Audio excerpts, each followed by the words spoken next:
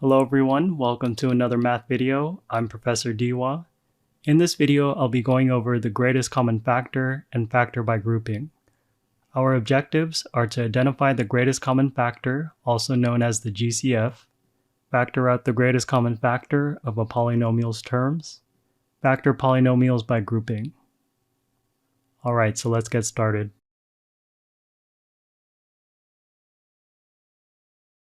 First, we're going to go over finding the GCF of a list of monomials. Step 1, find the GCF of the numerical coefficients. Step 2, find the GCF of the variable factors. Step 3, the product of the factors found in step 1 and 2 is the GCF of the monomials. Alright, so let me show you how we apply this in our next example.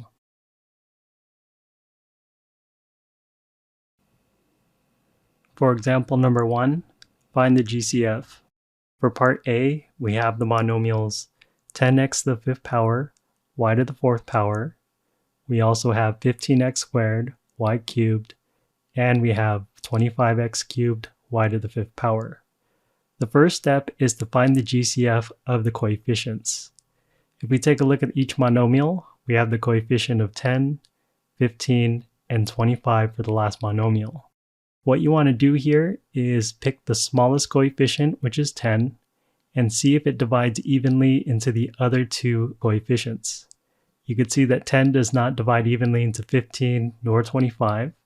So the next step is to take a look at the divisors of 10, which are 1, 5, and 10. We already tried 10, so we picked the next largest divisor of 10, which is 5. You can see that 5 divides evenly into 15 and 25. So 5 will be part of our GCF. The next step is to move on to the variable terms.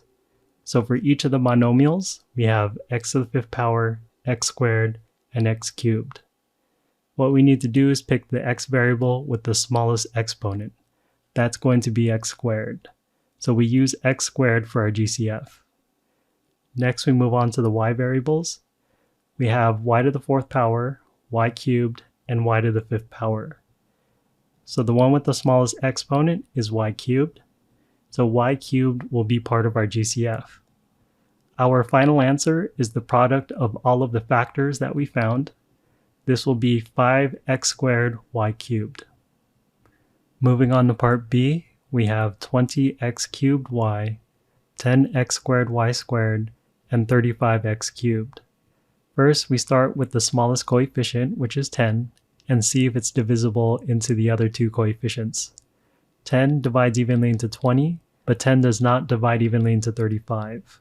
From here, we check the next largest divisor of 10, which is 5. 5 divides evenly into 20 and 35, so 5 will be part of our GCF. Next, we look at the x variable terms. We have x cubed, x squared, and another x cubed. The one with the smallest exponent is x squared, so x squared will be part of our GCF. Next, we look at the y variable terms. We have y, y squared, and the last monomial, 35x cubed, does not have a y variable term. This means that y will not be part of our GCF. So our final answer is the product of our factors that we found, which is 5x squared.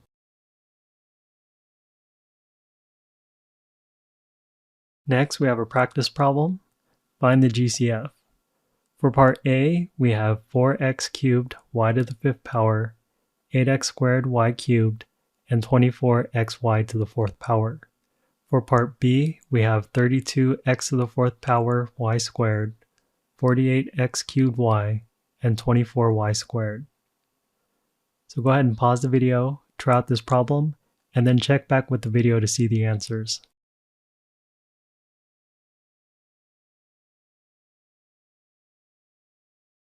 Alright, so let's get started.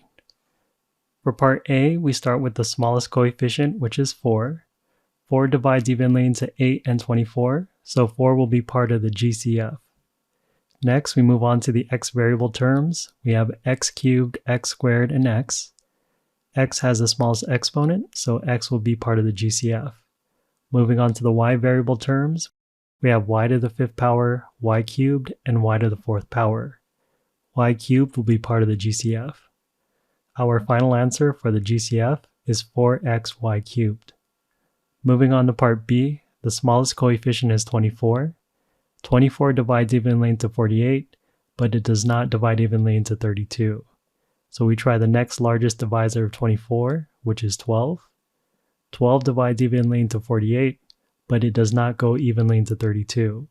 The next largest divisor of 24 would be 8. 8 divides evenly into 32 and 48, so 8 will be part of our GCF. Next, we move on to the x variable terms. We have x to the fourth power, x cubed, and the last monomial, 24y squared, does not have an x variable term. This means that x will not be part of the GCF. Moving on to the y variable terms, we have y squared, y, and another y squared. Y has the smallest exponent, so y will be part of the GCF. Our final answer for the GCF will be 8y.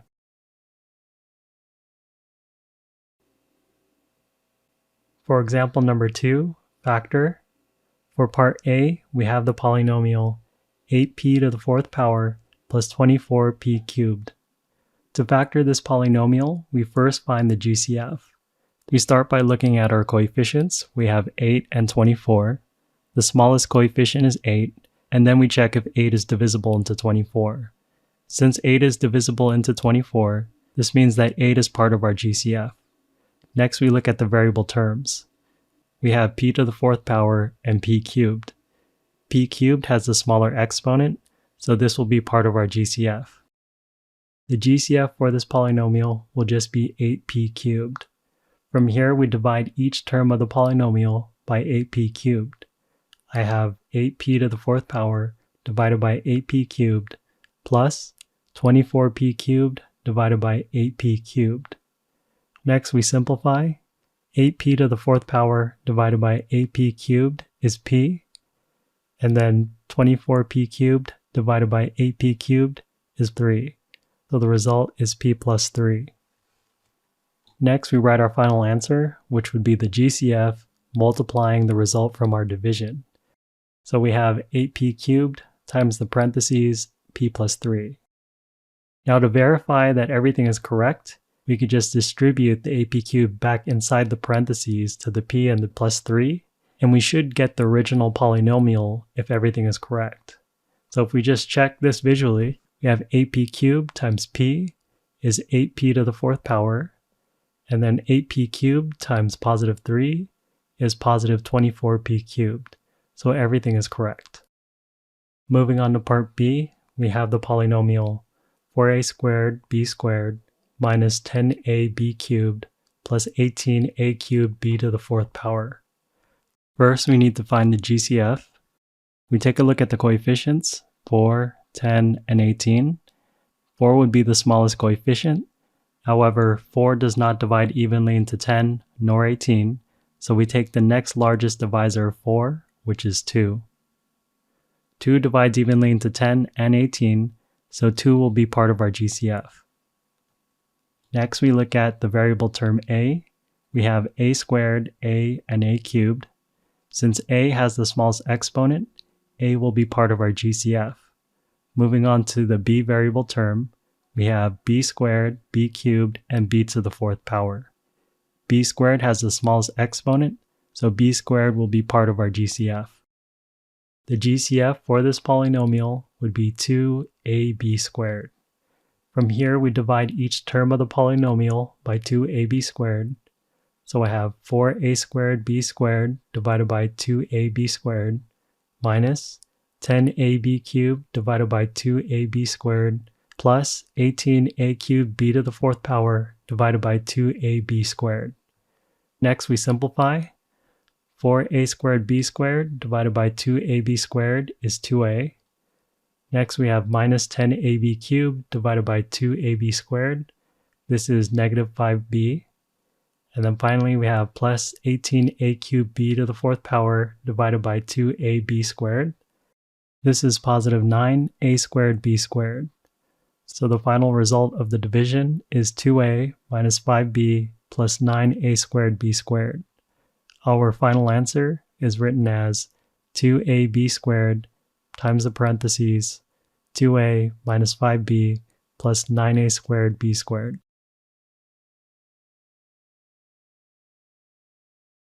Next, we have a practice problem. Factor. For part A, we have the polynomial 9z cubed plus 36z squared. For part B, we have the polynomial 9yz cubed plus 36y squared z to the 6th power minus 3y z to the 4th power. Alright, so go ahead and pause the video, try out this problem, and then check back with the video to see the answers.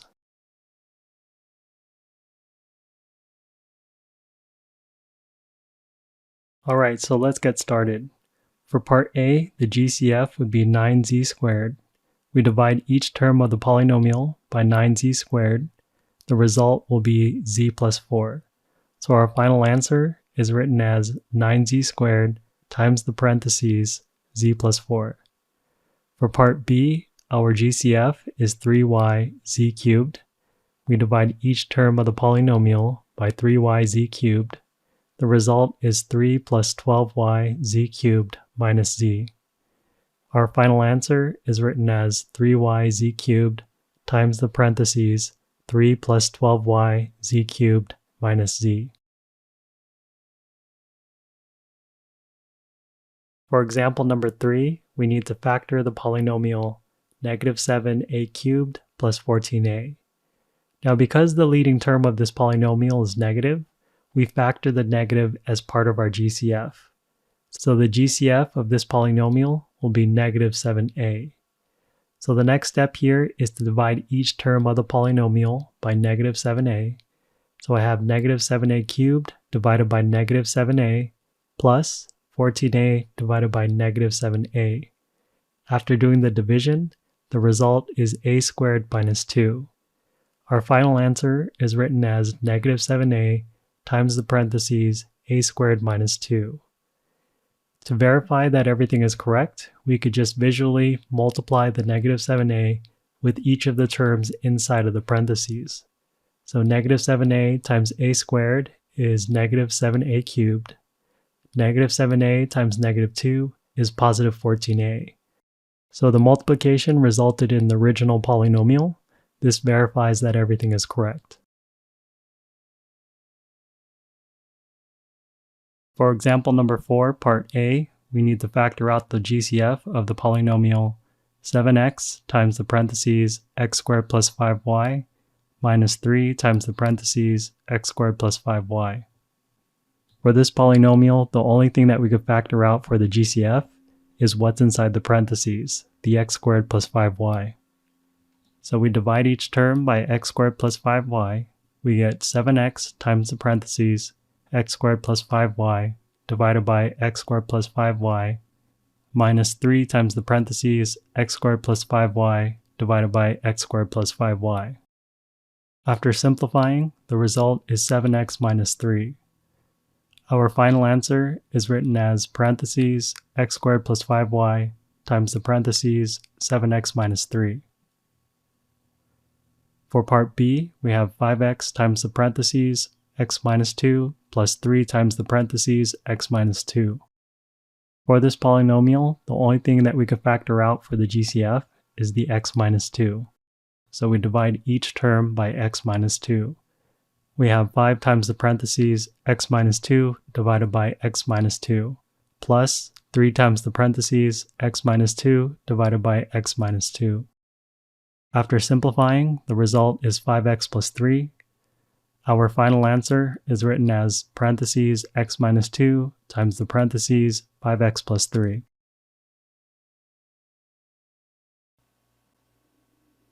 Next, we have a practice problem. Factor the polynomial 6a times the parentheses 2a plus 3b minus the parentheses 2a plus 3b. Go ahead and pause the video, try out this problem, and then check back with the video to see the solutions.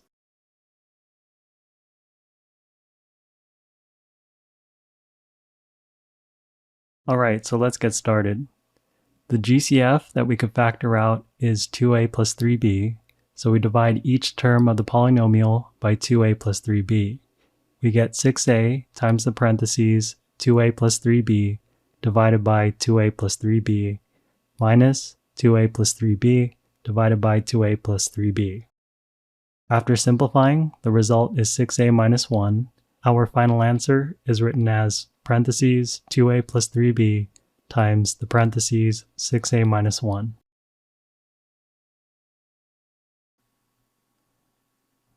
In example number 5, we need to factor by grouping. For part A, we have the polynomial m squared n squared plus m squared plus 2n squared plus 2. When we factor by grouping, we typically have 4 terms altogether in the polynomial. We group together the first 2 terms and the last 2 terms. So I have parentheses m squared n squared plus m squared plus parentheses 2n squared plus 2. From here, we want to factor out the GCF, or the common factor, from each grouping. So for the first grouping, we could factor out an m squared as part of the GCF, or the common factor. And for the second grouping, we could factor out a 2 as the GCF, or the common factor for that grouping. For each grouping, you divide by their respective GCFs.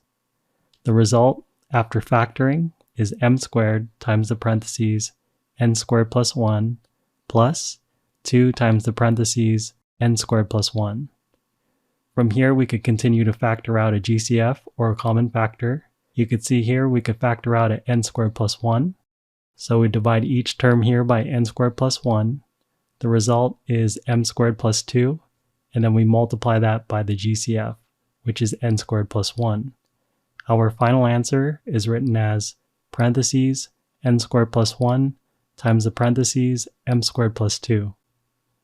Moving on to part B, we have 2ax minus 2ay minus 3x plus 3y. Again, we factor by grouping. We group together the first 2 terms and the last 2 terms. However, for the last 2 terms, the lead term, negative 3x, has a negative sign.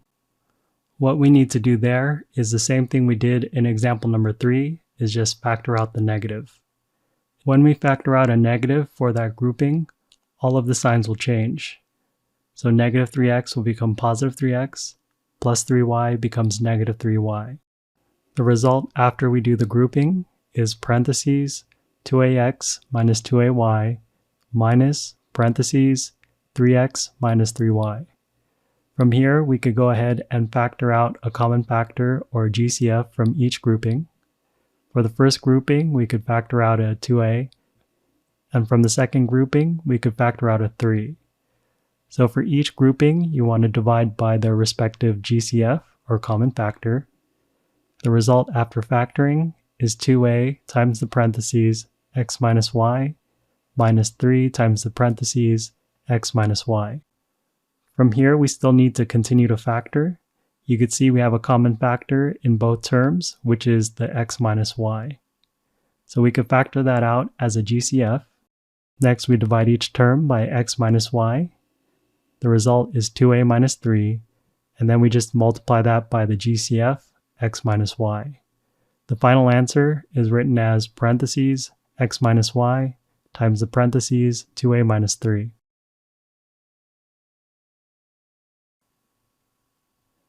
Next, we have a practice problem, factor by grouping. For part A, we have 5x minus 5y minus 4bx plus 4by.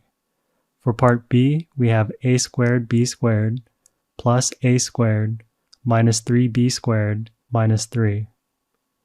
Alright, so go ahead and pause the video, try out this problem. When you're finished, check back with the video to see the solutions.